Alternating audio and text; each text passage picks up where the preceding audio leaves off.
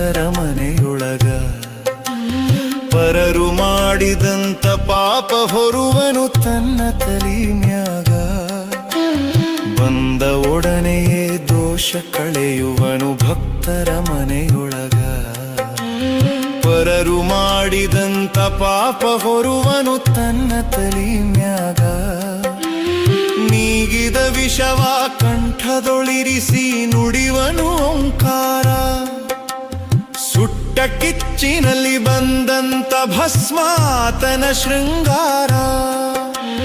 ಸೇವೆ ಸಲ್ಲಿಸಿ ಒಮ್ಮೆ ನೋಡು ನಿನ್ನ ಬಾಳೆಲ್ಲ ಜೇಂಕಾರ.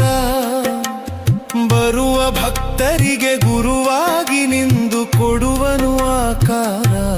ಆತನ ಕಾಯವೇ ಬಂಗಾರ, ಆತನ ಕಾಯವೇ ಬಂಗಾರ.